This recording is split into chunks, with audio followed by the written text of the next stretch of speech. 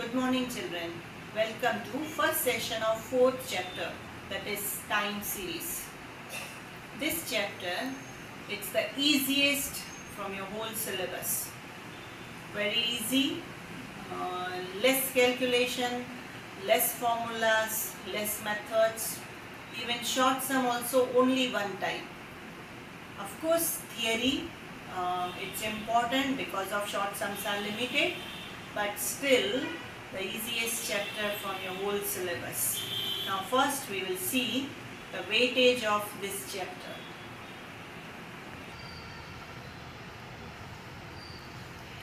Here is the weightage. Section A, MCQ, 1 question of 1 mark. Section B, 1 line answer, 1 question of 1 mark. Section C, theory or short sum, 1 question of 1 mark. Again section D, theory or short sum, 1 question of 3 marks. And section E, 1 big sum, that is of 5 marks. So this way the total comes 12 marks. Now name of the chapter is time series. Of course it's connected with time only. Now this time can be days, months or years even. Now here it's series. The time series is a set of values of a variable obtained at different points of time regarding some phenomena or event. Now we know very well there are so many variables which affect because of time, like production, profit, demand, supply and so many other. Now these all at different points of time regarding some phenomena or some event, set of these all values, that is called time series. Next topic, that is analysis of time series. Now see, let us discuss this with one example. Now production of rice. Now this production of rice in different years it differs. It doesn't remain same, and it is affected because of so many factors like rainfall, demand, supply, price of substitute products, political changes and so on. Now because of these all factors there is change in the production of rice. So here how we analyze this time series, that is separating out different components which influence the values of the series. Now these components, these factors which affect this variable, that is like here example which we discussed, that is production of rice. Now separating out these all components, that is known as analysis of time series. Our next topic is, that is components of time series. Mainly there are two components, long-term component which we call trend also. Second, that is short-term components. Now these short-term components again we divide into two parts. One is regular, another is irregular. Now regular components which are short-term, again we divide into two. One is seasonal, another is cyclical. Now let us discuss in detail these all components. Now first is, that is long-term component or trend. Now each and every sum we will find trend line or trend values. That means this is very important. If a time series is observed for long period of time, there may appear many ups and downs in the series. The tendency of time series to grow or decline with time, that is called trend or long-term component. Now in short-term component, in regular we start with the seasonal component. Now as just now we discussed, it is a short-term regular component of a time series. Seasonal factors are mainly responsible for these components. Like example if I give, The sale of raincoats and umbrellas will be highest during monsoon, and the sale of ready-made garments will reach its peak in Diwali.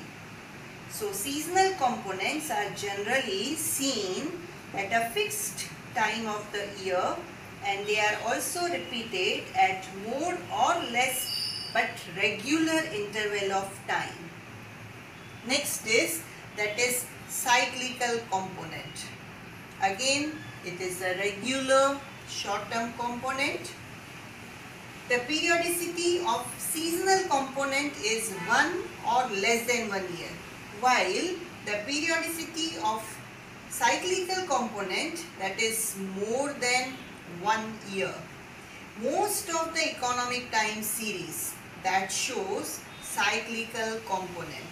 If any economic time series is carefully examined, boom or depression are observed in it at more or less regular interval of time. So these fluctuations are due to cyclical component. Now last one, that is irregular component. The variations in a time series due to factors like strike, flood, natural calamities, war, etc. are known as irregular component.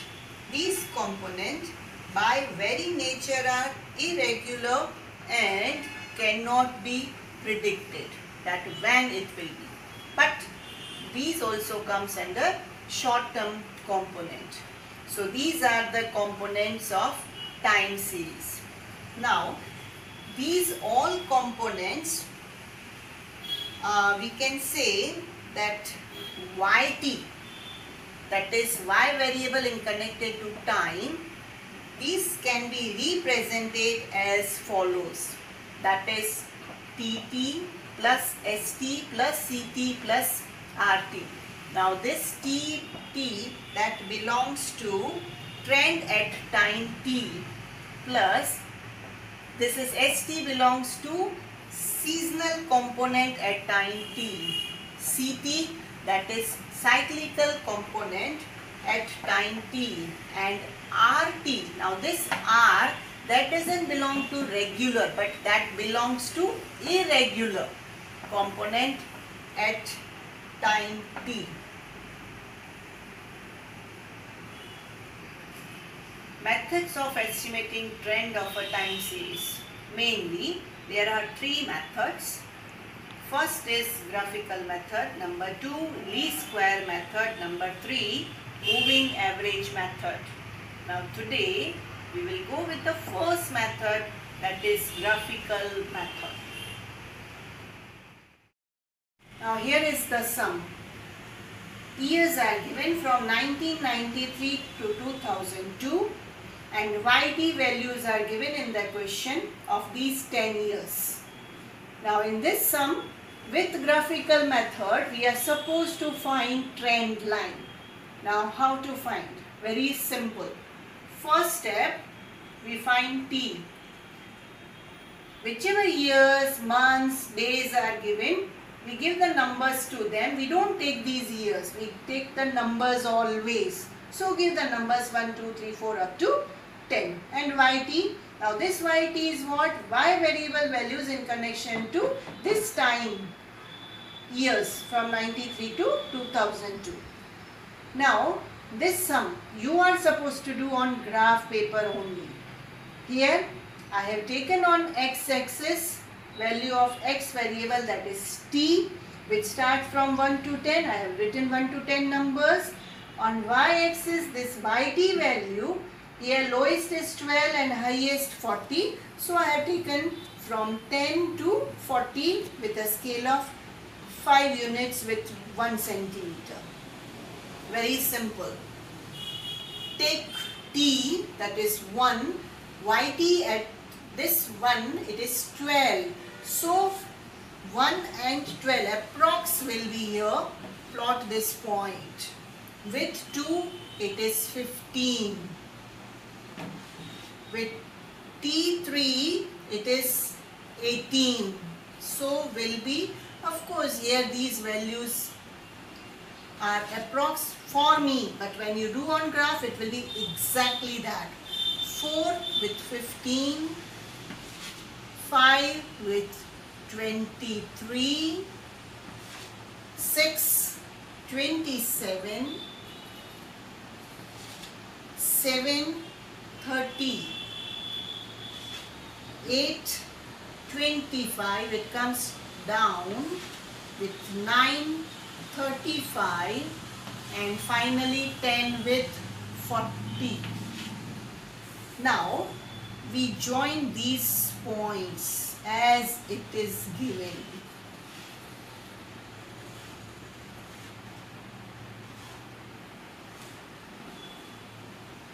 Now this is not your trend line. Now only simple, these are the points which are there, we have joined together. Now with this only we are supposed to find, that is trend line. Now this trend line, first of all, it won't be same for everybody of you. It differs from person to person. Why? Because there is no rule for this, that where to draw this trend line. Only rule is what? Nearby these points we are supposed to draw one straight line nearby. Like I start with this, and first of all it should be straight. So like I have made this way. Now this is also mine, it is correct. If you start from this way and you are taking this way, then also it is correct. Or this way, then also it is correct. Whichever, important is nearby these points this line should be. Now this is called trend line. Here in this figures are such where one straight line comes. Sometimes it comes in this form also, sometimes in this form. It depends how the values are there, but always remember that these values, whichever values are given, based on that only this trend line should be nearer to that. That is important. Of course this type of sum, both point of view, it's not important, but still we will do the practice of this graphical method. So this is the way how we solve it. Now here is the homework. 5 sums. All these 5 sums, do it with graphical method on graph paper, use pencil and scale and solve it. This is an end of first session of 4th chapter time series. See you in next session very soon. Thank you.